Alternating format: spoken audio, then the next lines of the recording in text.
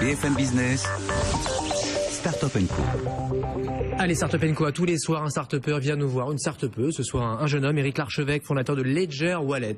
Et Eric, bonsoir. Bonsoir.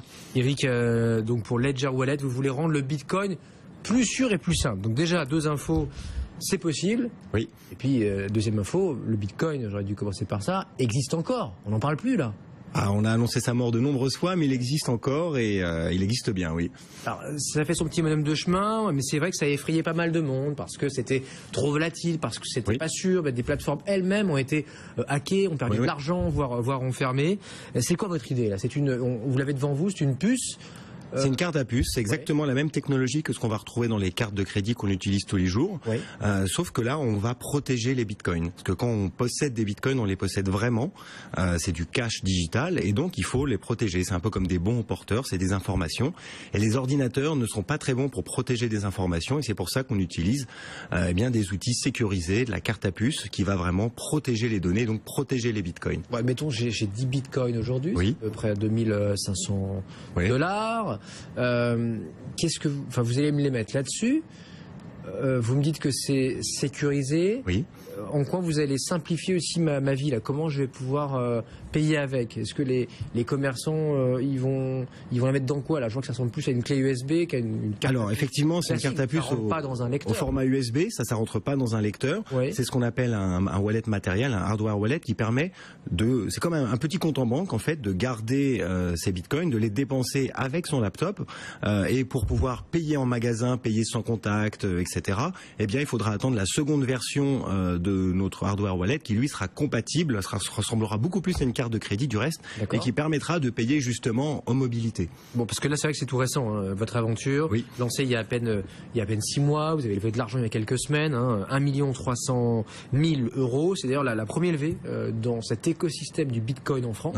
Faut le signaler, donc c'est pas mal pour vous. Vous avez déjà 15 salariés, plusieurs bureaux, Paris évidemment, et puis aussi la Silicon Valley, ça reste incontournable. Voilà, exactement. On a des bureaux à Paris, aussi à Vierzon, dans le centre de la France, et à San Francisco. Voilà, c'est Paris, Vierzon, San Francisco, notre itinéraire.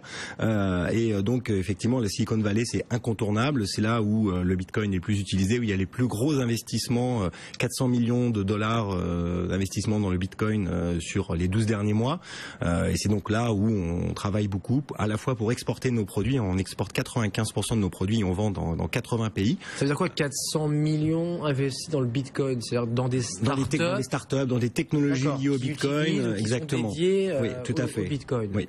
Bon, quand vous dites là, ces commerçants qui acceptent, on sait que des géants américains ont tenté l'aventure. En France, là, c'est qui?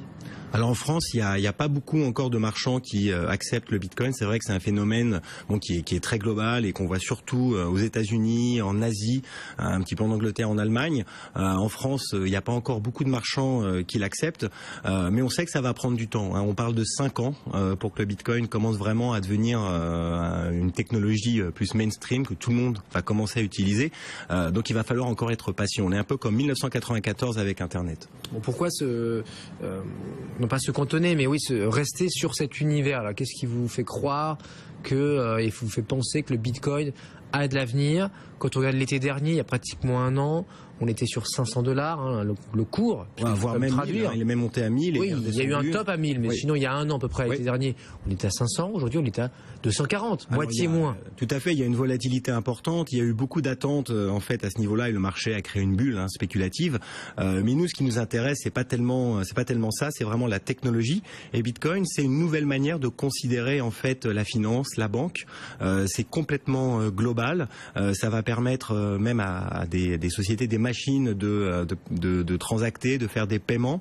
C'est une approche un petit peu révolutionnaire qui va complètement changer la manière dont on a un rapport avec l'argent. Et c'est pour ça qu'on pense qu'on s'inscrit dans la durée. Et comme toute technologie disruptive, on sait que ça va mettre du temps. Bon, et vos développements là pour 2015, quels sont-ils? Enfin, c'est quoi les grands? Alors, on va continuer nos développements aux États-Unis. On va sortir une seconde version du Ledger Wallet qui sera compatible avec le NFC, le sans contact et la mobilité, et arriver donc à développer, à continuer en fait d'exporter nos produits dans le monde entier. Éric Larchevêque, Ledger Wallet avec nous ce soir. Merci beaucoup Éric. Merci. On va se retrouver demain évidemment dans Tech & Co, bientôt 23h. Le meilleur de notre antenne à la radio, à la télé. C'est tout de suite sur BFM Business, à la radio, à la télé, et sur bfmbusiness.com. N'oubliez pas les replays vidéo, les podcasts aussi sur iTunes, n'hésitez pas. Et le hashtag pour, comme tous les soirs, pour les tweetos, pour commenter, critiquer éventuellement, en tout cas nous faire vos suggestions, vos propositions. TechCo, T-E-C-H-C-O, l'émission collaborative aussi, on essaie parfois. Tech & Co revient demain dès 22h. Bonne fin de soirée, bonne nuit.